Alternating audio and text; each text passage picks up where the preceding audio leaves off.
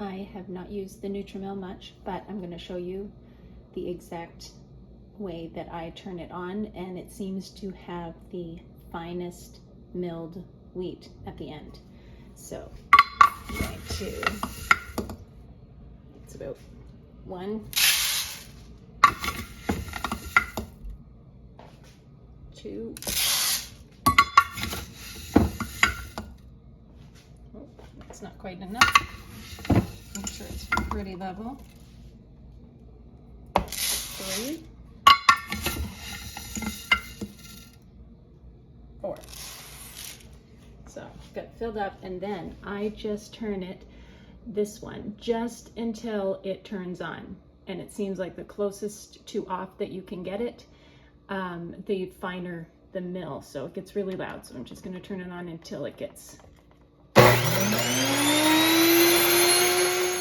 So I add my egg in here, and then I want to whisk it, and I don't want it to cook when I put the pretty hot water from my kettle in it, so I always beat it while I add the water so that it won't cook the egg.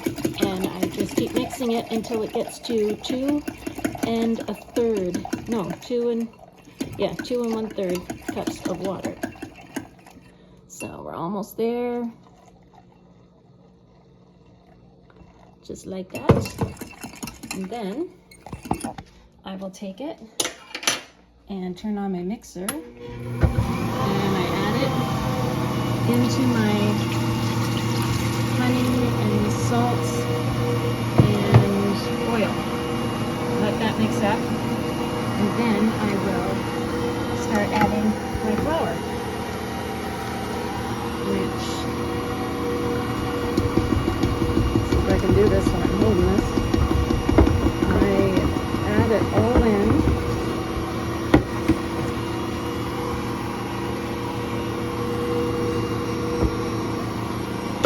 And I just do it until the flour is wet.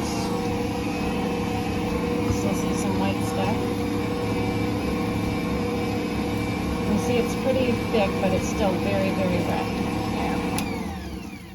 And I will just let that sit for 15 minutes.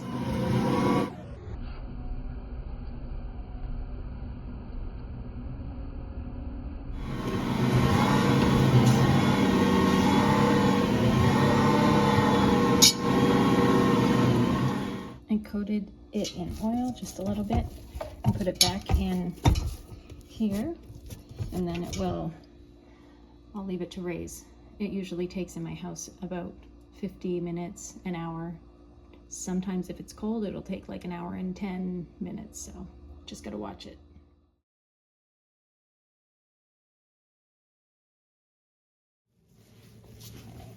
Punch it down. Actually, I weigh it. So approximately 750 each.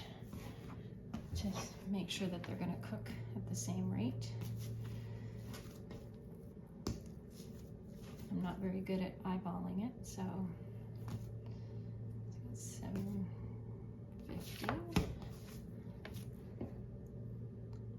And so good. And then I'll punch it down and shape into a loaf. And put it in here, which I keep parchment paper in here at all times until it's pretty much falling apart, so I don't have to grease my bread pans. And it comes right out when it's done. But I set them there and cover them. And that first rise took an hour here. And this one usually takes less. It'll probably take about, well, let's look how,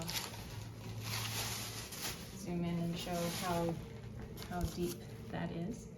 And then it will probably take 45 minutes or so. So at the half-hour mark, I like to turn my oven on to 400 so that it is good and ready by the time it is finished rising. And these are ready to go in now. That's how much above the pan that they are.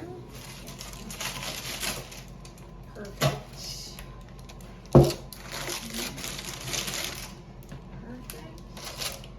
And I'll just take the whole block of butter and gently, not pressing too hard, gently rub it all over, and it'll stay soft instead of getting crispy on the crust. Just like that.